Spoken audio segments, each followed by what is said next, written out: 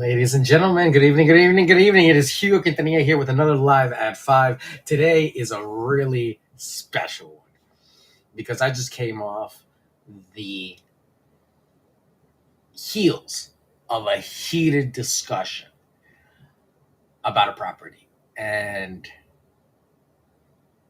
I have to tell you guys about it. I have to let you guys know about it because it ties in today's topic of mastering landlordship.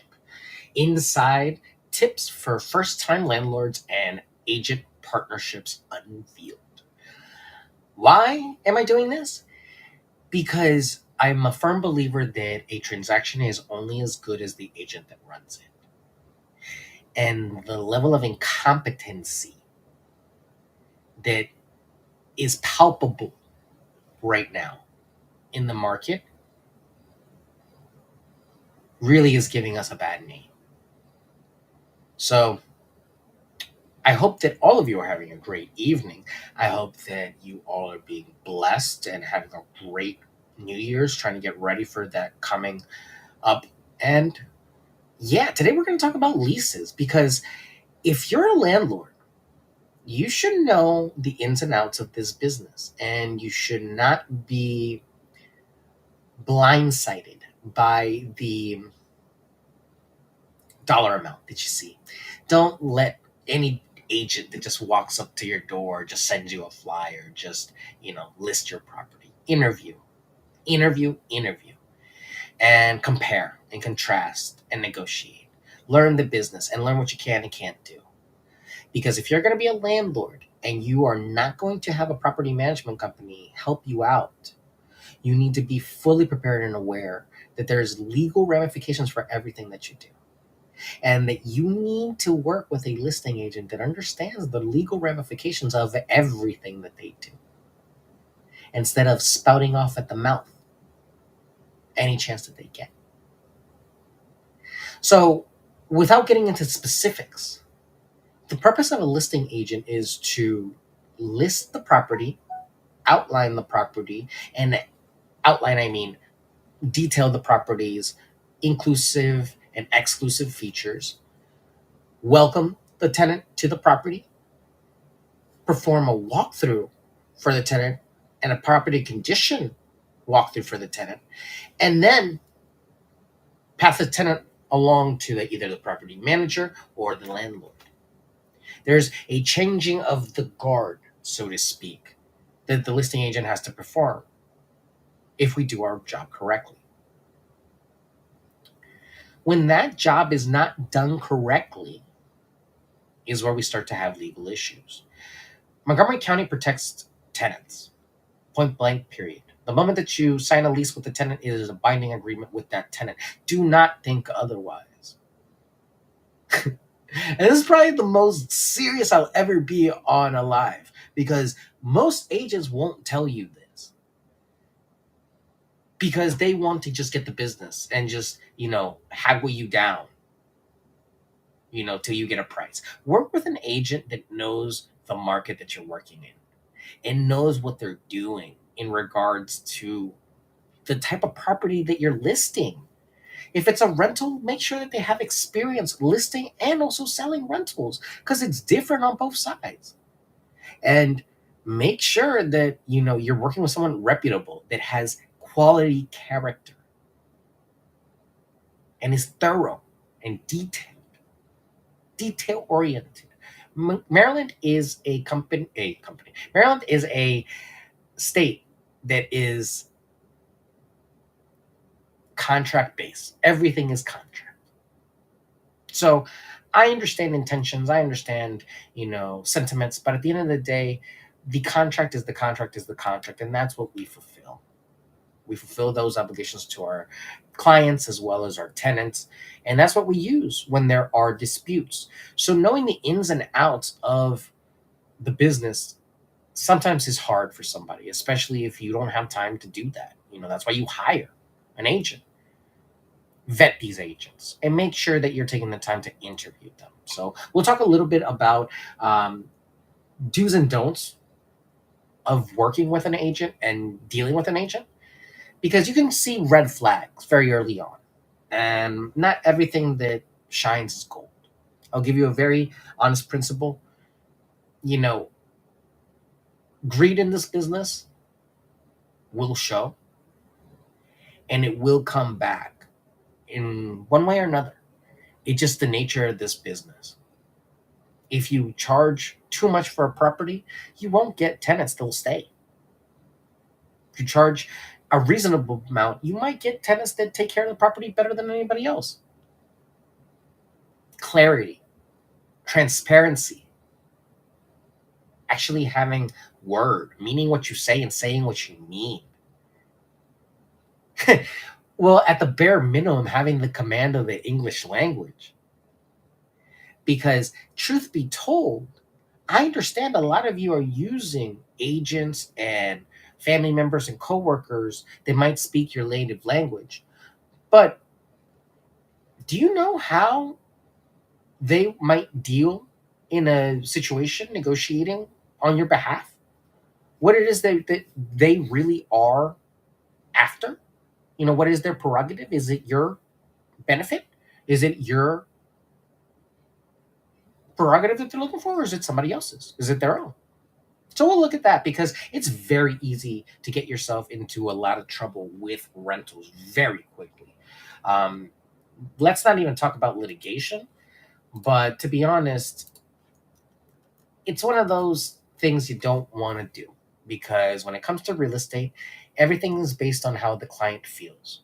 So if the tenant feels wronged, that is enough for the court to agree with them and for them to be granted a lot, a lot of money. And knowing an agent that knows the ins and outs of that, that has been witness to that, that has seen that, that has experience with that, that has trained with colleagues that have lived through that, it shapes you and it makes you understand that you can and can't say certain things and you do and don't do certain things. So we're going to walk through the very basic outline of what the procedure should look like, just in case some of you are unaware. But this is not the way that it's done for everybody. So make sure that you are working with an agent and that they do have a plan. This is the most common plan, the most basic plan. It's the bare minimum that you could do. And make sure it's being done, guys, because this is the plan. And guys, I mean landlords, make sure it gets done by your listing agent because this framework is what will set up your protection for the tenant. If there is anything wrong, if something happens with the property, this walkthrough, this contract, everything that's there will be your standing ground. So make sure it's being done correctly. Do's: screen tenants thoroughly. Conduct background and criminal checks on potential tenants to ensure they're reliable and financially stable. Goes without saying. You want somebody that can pay the property. Create a detailed lease agreement. Clearly outline rules, responsibilities, rent amounts, due dates, and other crucial terms in a comprehensive lease agreement. It's beneficial not only for you, but also for the listing agent. They have a piece of paper to go off of, especially if the language is not their forte. They can use that piece of paper and, hey, this is what the landlord wants, if they truly are incapable of using their mouth. Create a detailed maintenance plan. Establish a protocol for handling repairs and maintaining issues promptly. Having a crew ready. Who is the point of contact? The last thing you want is a tenant to be sending emails into the dark, wondering who they're supposed to pay or what they're supposed to do or what are the utilities. Stuff like that is all things that can impact the quality of someone moving into the property. And even if they want to stay there, remember, it's a two-way street. You as a landlord are now a business of providing a service. And if you don't uphold your end of the bargain, the tenant is in their full right to leave and leave you in the dust with no compensation. If anything, you might owe the tenant. You know what the penalty for withholding security deposit from a tenant is? 3 times as much. So if you want to play the games, it get really expensive very quickly, and landlords have bills to pay. They don't want to shovel out another 3 times the security amount to make amends for an error that was not their fault. And fixing things after the fact is never the right thing to do. That's why everything's talked about in the beginning. That's why the whole concept of real estate is a meeting of the minds. Meeting of the minds. So you need both minds to meet. Document property condition. This is one of my favorite tips that I got from my mentor, is document everything. And I love it. I document more than I write. It really is the biggest thing that's helped me more than anything. Before moving in, document the property condition with photos or checklists to avoid disputes over damages later. Understand landlord-tenant laws. Familiarize yourself with local landlord-tenant laws to ensure you're operating with legal boundaries. Your listing agent might not know what they're doing. It's sad to say it, but you are not without fault as a landlord if the listing agent doesn't know what they're doing. You are still guilty. So welcome to real estate, where all the liability lands on you. Yeah, you can make money, but you have to uphold the business aspect of this transaction. It's a contract. And the same way the contract is binding to the tenant, it is also binding to the landlord. So think very hard about whether or not you want to be a landlord. Requires renter's insurance. I would honestly go without saying that you should have the renter take out renter's insurance. Tragedies happen. It's important for you to have insurance on your responsibility of the property, which is the actual physical structure. The renter is responsible for getting renter's insurance, and that will protect them in case there's any catastrophic failure or damage to or disaster to their property, their material belongings, not the actual property, to the material belongings. Communicate clearly. Maintain open and clear communication with your tenants regarding rent, maintenance, and other concerns. A text message, an email goes a long way. A phone call goes a long way.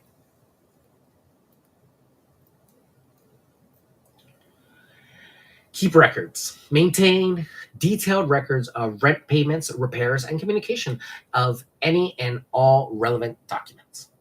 Inspect the property regularly. Conduct periodic inspections with proper notice to ensure the property is being well maintained. It just goes without saying, the landlord should be taking care of their property. Even if you have a property manager, go out there, check it. You do not want to be taken advantage of, especially if you're abroad. You do not want to be taken advantage of. I would FaceTime. I would Zoom. I would Instagram video, anything. But see the truth. Don't just let them tell you lies. Educate yourself. I know I say that so much, but you got to. And even if you don't, that's fine. But this will catch up to you. And the business has a magical way of fishing out people like that are not good. Fair housing and at home with diversity, GCAR, NAR, Maryland Realtors Association, any plethora of groups would hop on any sort of violation for a lease. So knowing the ins and outs of what you're doing is crucial. So educate yourself as a landlord so that you are not being taken advantage of by anyone. Even if you don't feel comfortable doing it, educate yourself so that you know exactly what to expect and what to look forward to. And gauge it on that, because really it's sad. It's sad sometimes when perfectly great landlords fall into horrible situations, either with tenants or with agents. So it can be really demoralizing on your real estate journey to work with people that are not qualified.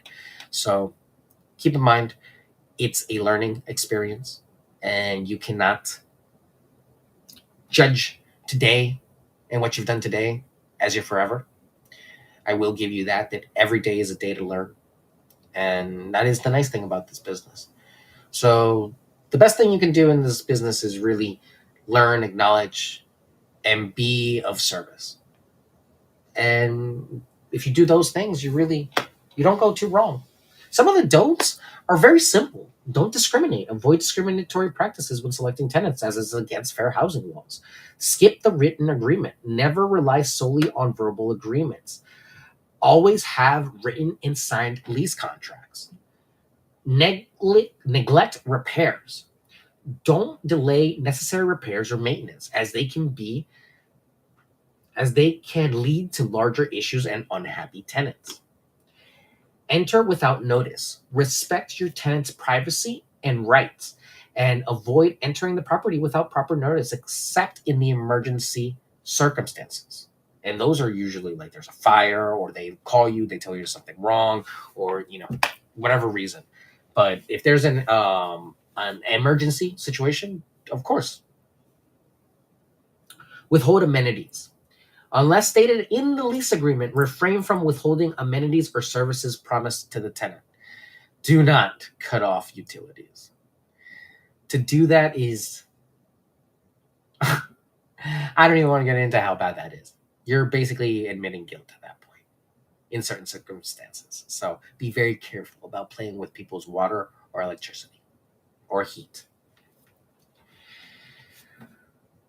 Retaliate against the tenant. Avoid retaliation against tenants who exercise their legal rights, such as reporting issues or withholding rent for valid reasons. Ignore late payments.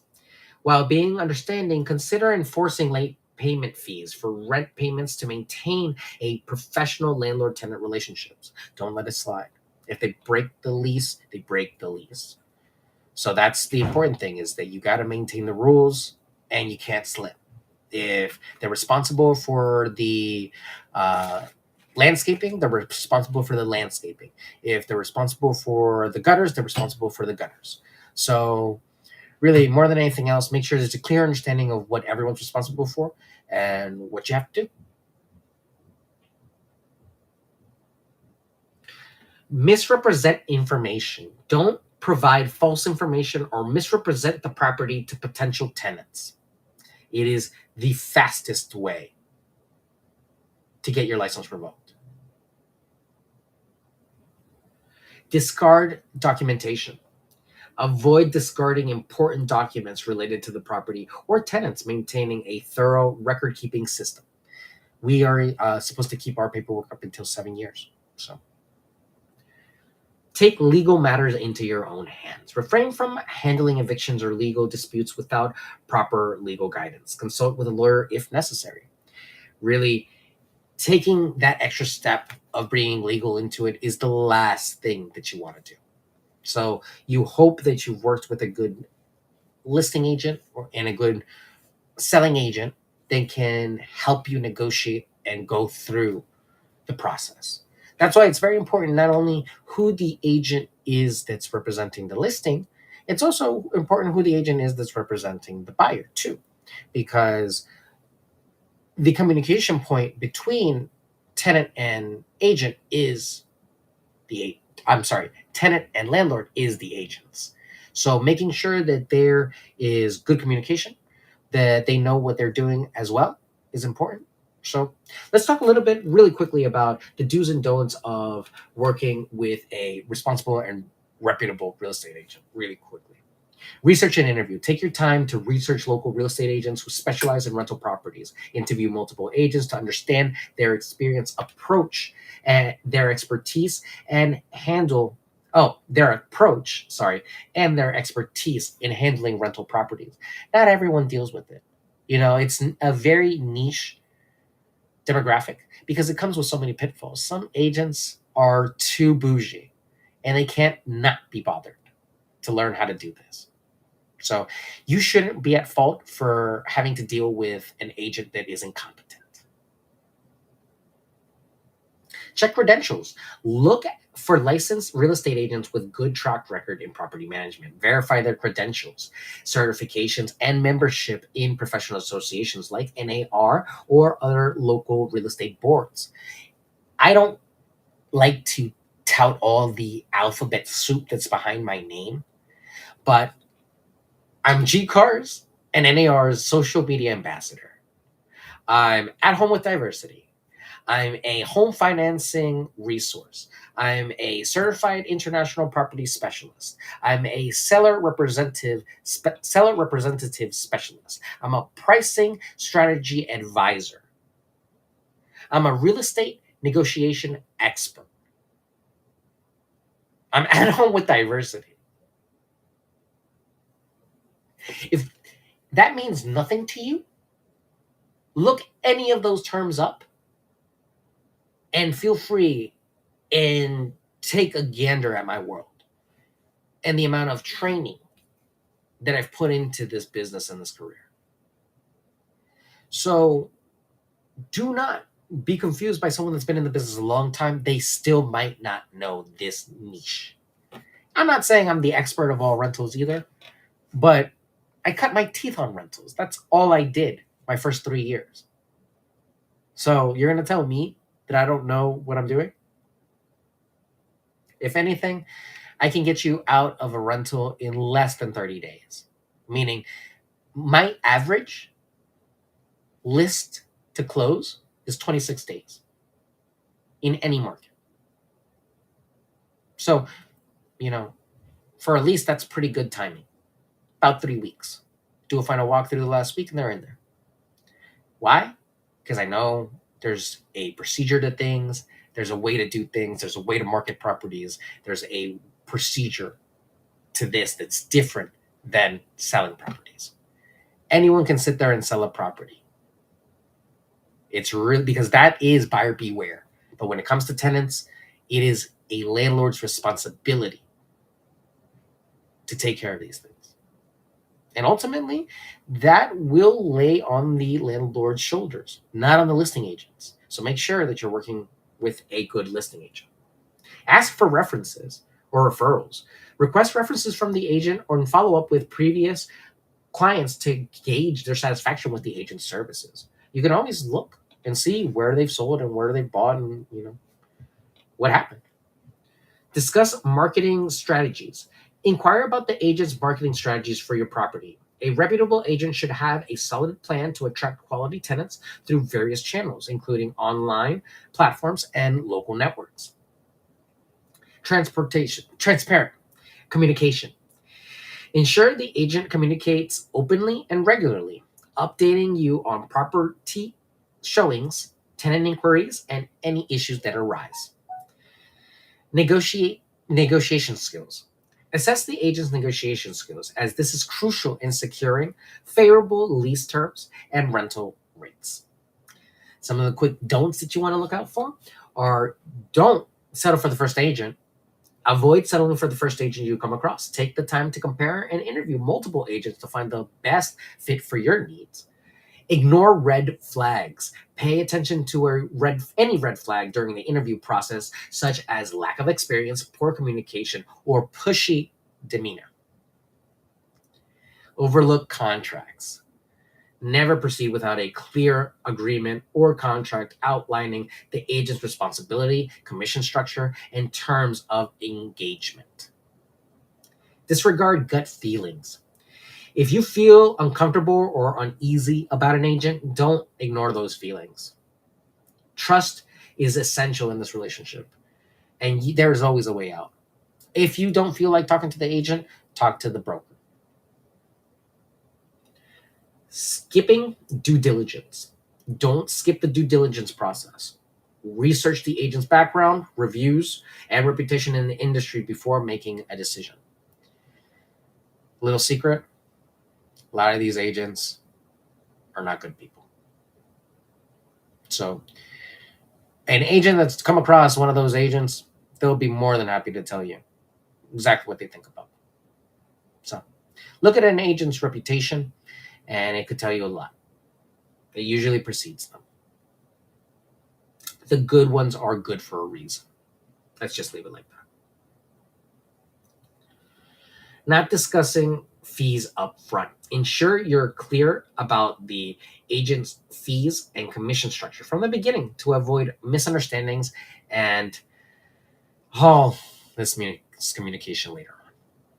Working with a reputable real estate agent can simplify the lease process, and bringing quality tenants is essential to establishing good working relationship with your tenants and with the public at large, because the landlords sometimes don't know the rules and regulations. And that's really what we're here to protect you from. Yes, there are people that will tell you you can lease the property for that amount. Do your research. Look at other places. Don't go by just what they tell you. Don't get blinded by the bottom line. Look at the property. Be sensible and reasonable with the property. You'd be surprised how much more successful you would be. I really do hope that this reaches whom it needs to reach. I thank you guys for listening to my small little tirade. I swear I'm not this mean to everyone. But I've worked very hard to be very good at what I do. And I take a lot of pride in my job. It is a career to me. It is not just a job or a pastime that I picked up 3 years ago. So I hope that this was a learning experience for everyone. And possibly in the future, if there are situations that you do have questions on, you consult with your broker. Because sometimes having a partner in your brokerage, like your broker, can make all the difference in your training and your experience and your know-how. I partner with my broker on the daily to make sure that I'm doing the best by my clients. I hope all of you are. And I mean this with the utmost love and hope that you improve. So thank you again, everyone, for your time. I appreciate you all for tuning in. If you have any questions, my phone number is 240-389-4846. My email is hugo@lnf.com. My website is yourrealtorhugo.com. As you heard, I'm available to help you buy, sell, lease, or invest. So if you have any questions about doing that in Maryland, I am your guy.